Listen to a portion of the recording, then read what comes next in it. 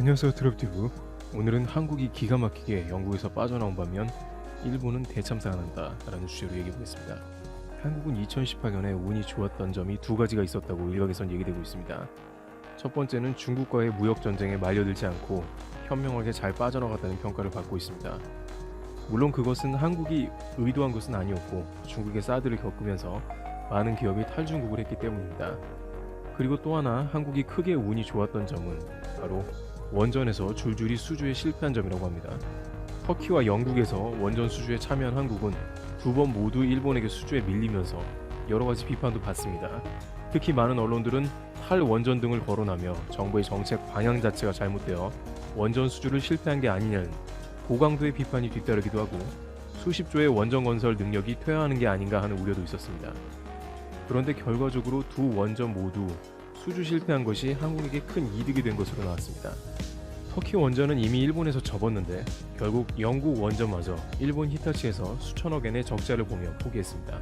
2018년에만 무려 3조 원에 가까운 손실을 계상했고 정부와 그 비용을 나눠서 부담해야 하는 상황입니다. 아베 신조의 야심찬 인프라 수출 계획이 터키와 영국까지 수포로 돌아가면서 일본 내 비판도 이어집니다. 한국은 영국 원전 수주가 가능하긴 했으나 핵 폐기물 처리 문제 및 어려운 조건으로 수주를 접었다고 합니다. 굳이 무리하지 않고 원전을 진행하지 않은 것이 수조 원의 국고를 아낄 수 있었던 것입니다. 영국은 일본이 이러한 손실분에 대한 자금을 요청했지만 거부했습니다. 애초에 악조건의 수주였던 것입니다. 막상 원전을 수주해서 현재에 들어가면 설계 변경 및 대폭으로 추가 자금이 들어가는 상황에 처하게 되는 것이죠.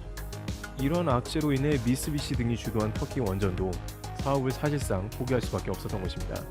원전을 수주하는 업체는 당장의 수주 규모를 생각하며 다소 안 좋은 조건의 입찰을 강행하는 것이 문제가 됩니다. 일본 언론은 당시에 한국과의 진검승부에서 2연승, 한국 원전 포기하더니 수주도 퇴짜마자 라는 등의 다소 자극적인 타이틀을 걸며 자축하는 등의 모습을 보였지만 너무 이른 축배를 들었다는 자책이 이어집니다. 관계자들은 해외에 인프라를 건설하는 사업은 자국에 큰 이익을 가져다 줄 수 있지만 리스크가 크다고 입을 모읍니다. 중국 1대1로도 상대 국가를 빚에 빠뜨리기도 했지만 중국도 자금 회수가 안 되는 등 난항을 겪는 것과 비슷합니다. 원전 기술이 세계 최고 중 하나라는 한국이지만 해외 원전 수주 진행은 신중한 검토가 필요하다는 지적입니다. 인도네시아는 KF-X 말고 다른 나라의 전투기도 가지고 싶다. 현재 인도네시아의 속마음입니다. 인도네시아가 한국과의 KF-X 개발을 함께하는 와중에 다른 나라의 전투기를 구매하려고 했다는 사실이 전해지고 있습니다. 문제는 최근 밝혀진 것과 같이 인도네시아가 KF-X 분담금을 제때 지급하지 않으며 시간을 끌고 있는 와중에 이런 일이 밝혀진 것입니다. 당시 인도네시아는 자국 경제가 어렵고 당장 다른 부분에 자금이 많이 들어가 분담금을 낼 여력이 없다는 것이었죠. 하지만 한국은 그들이 없어도 충분히 독자적으로 진행할 수 있는 상황이고 준비된 경제력과 기술력이 있기에 직접적인 타격은 받지 않는다고 말씀드린 바 있습니다. 그런데 이렇게 자금이 없다고 주장하던 인도네시아가 한국 몰래, 정확히는 한국에 아무런 말 없이 다른 나라 전투기를 구매하려던 사실이 포착되어서 문제가 되고 있습니다. 그리고 그 물품에 하자가 있다는 사실이 발생되자 다시 한국의 KF-X 사업에 아무 일이 없었다는 듯이 합류하려고 하고 있어서 한국인들의 분노를 만들어내고 있습니다. 줘야 하는 돈도 없다면서 왜 기존에 한국과 하던 협력까지 미루고 다른 나라의 전투기를 구입하려고 한 것인지와 한국의 KF-X 사업의 현재 상황을 자세히 다뤄보겠습니다. 동북아는 첨단 전투기를 개발하기 위한 한중일 3국의 치열한 경쟁이 펼쳐지고 있습니다. 스텔스기로 너무나도 유명한 F-35A보다 덩치가 더 큰 KF-X는 쌍발 전투기로 최근에 G사로부터 15대의 엔진이 도착해 조립에 들어갔습니다. 2016년부터 풍동시험을 시작했지만 개발을 위해 대한민국이 준비한 시간은 거의 30년에 가깝습니다. 당시 기술적인 부분의 문제도 있었지만 경제적인 부분의 뒷받침이 부족했으며 정치적으로도 통합적인 의견이 나오기 힘들었기 때문입니다. 이렇게 시간이 오래 걸렸고 많은 우여곡절이 있었지만 개발이 결정되고 제작에 돌입하자 일사천리로 빈틈없이 개발이 진행됩니다. 중요한 것은 그동안 한국은 느리지만 전문적으로 기반 산업들을 다져왔습니다. 이것들이 한 번에 시너지를 내자 엄청난 추진력으로 진행되는 것입니다. KF-X는 32만 개의 부품에 대한 오차없는 검증까지 마친 것으로 알려졌으며 이를 바탕으로 대량 생산에 들어갈 수 있게 된다고 합니다. 이런 점을 바탕으로 2019년 시제기 생산에 착수해 8개월 만에 전투기 동체에서 가장 중요한 부위인 전방과 중앙, 후방 동체가 조립이 되었습니다. 카이는 2021년 4월에 KF-X 시제기의 롤아웃 일정을 잡았습니다. 기존의 2022년 말에서 1년을 앞당긴 것입니다. 단군 1의 최대 무기 개발 프로젝트인 한국형 전투기 사업이 이제 결과를 보여주기 위해 마지막으로 달려가고 있습니다. 최근에는 미국이 그렇게 공급하기를 거부해왔던 A사 레이더의 시제품이 개발 완료되었으며 각종 항전 장비와 엔진까지 준비되어 올해 말이면 공장에서 조립될 예정에 있습니다. 그런데 한국이 A사 레이더 개발을 성공적으로 하며 KF-X 사업이 빠르게 성과를 나타내자 태도가 급변하는 나라가 있었습니다. 한국과 함께 공동으로 KF-X를 개발하기로 하여 8조 7천억 원에 달하는 개발비의 20% 한화로 약 1조 7천억 원을 제공하기로 한 인도네시아입니다. 인도네시아는 2017년 하반기 이후 현재까지 약 5,002억 원의 분담금을 체납하고 있다고 말씀드린 바 있습니다. 이 때문에 우리 군 당국과 방산업계는 역사상 첫 전투기 개발이라는 역사적 난제에 도전하면서도 또 한편으로는 자금난을 걱정해야 하는 상황에 있습니다. 물론 그들이 없어도 가능은 하지만 계획에 차질이 생기는 부분은 어쩔 수 없는 것이죠. 그런데 어이없게도 인도네시아 당국이 KF-X 사업 분담금을 자국 경제 사정이 어렵다는 이유로 분담을 미루고 있으면서 생뚱맞게 오스트리아에서 전투기를 구매하려는 행동을 하고 있어서 논란이 되었습니다. 해당 사실은 오스트리아 일간지 디프레세가 지난 20일 인도네시아가 오스트리아 공군이 현재 운용 중인 전투기 구매를 제안했다고 보도하면서 알려졌습니다. 이 보도에 따르면 인도네시아 수비안토 국방장관은 지난 10일 오스트리아의 국방장관에게 서한을 보내 오스트리아에서 운용 중인 15대의 유로파이터 타이푼 제트 전투기 구매 의사를 전달했다고 했습니다.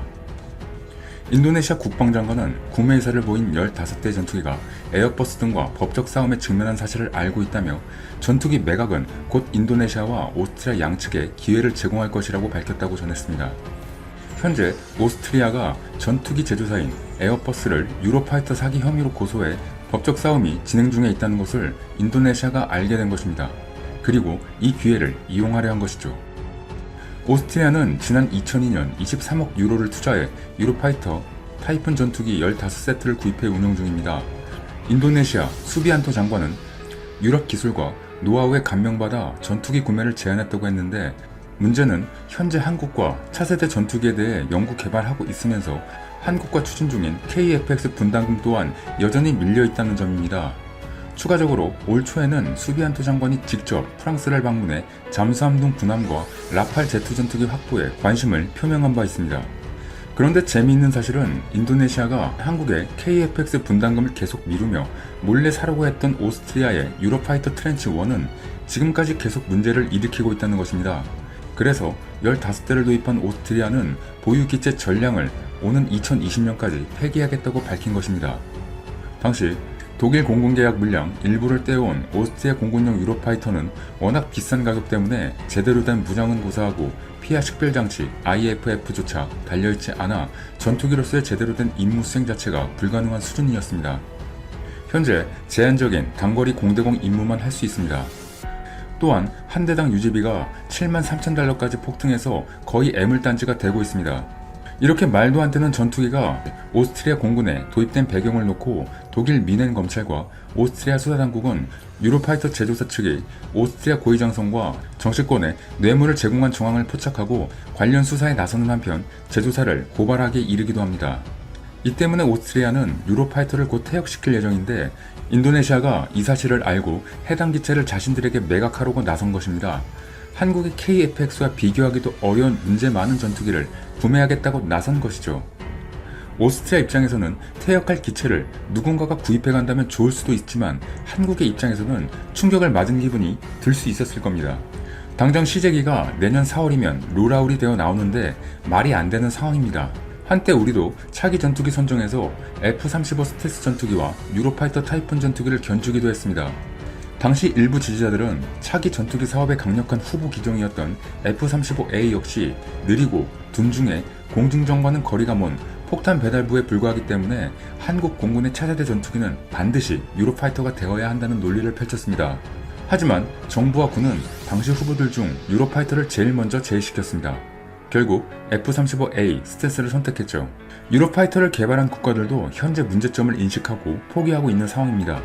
영국이 F-35 전투기를 이미 도입 중이고 스페인과 이탈리아는 F-35 전투기를 구매를 결정했거나 구매 협상을 진행 중이며 독일은 로키드 마틴의 F-35 전투기 관련 자료를 요청했습니다. 독일 슈피겔에 따르면 독일 공군 유로파이터 타이푼 전투기 대부분에서 심각한 장애가 나타났기 때문에 거의 가동이 불가능하다고 했습니다. 제작 국가에서도 이렇게 유로파이터를 더 이상 가망이 없다고 생각하고 다른 곳으로 눈을 돌리는 상황입니다. 유로파이터의 시간당 유지 비용은 7만 파운드, 약 1억 4천만 원에 달하는 것으로 확인되고 있습니다. 이는 우리 공군 F-15K 전투기의 3배에 달하며 비행 때마다 스텔스 도료를 새로 도포해야 하는 F-22 전투기보다 비싼 수준입니다. 또한 내부 연료 탑재량이 적고 공대지 무장 운용에 큰 제한이 있으며 매우 낮은 내구성과 신뢰성을 가지고 있으면서도 매우 높은 유지비가 들어갑니다. 한마디로 가성비가 최악이라는 말입니다. 당시 유로파이터 컨소시엄의 최대 주주인 영국은 도입된 지 몇 년도 되지 않은 기체 50대를 조기 퇴역시키고 스크랩 처리했으며 88대를 계약한 신형 기체는 대부분의 물량을 사우디아라비아와 오만에 넘긴 것으로 알려졌습니다. 다음으로 96대를 도입했거나 계약한 이탈리아는 24대를 중고로 시장에 내놓았으며 143대를 계약한 독일과 73대를 계약한 스페인 역시 신품 기체 인수 거부 의사를 밝힘과 동시에 기존 보유 기체를 헐값에 중고 시장에 내놓았지만 수년째 구매자가 나타나지 않고 있다고 전해졌습니다. 이런 기체를 인도네시아 군과 정부가 구매하려고 하니 자국 내의 비판도 거셉니다. 인도네시아의 한 하원의원은 인도네시아 정부를 향해 정신을 차리라며 크게 비판했습니다.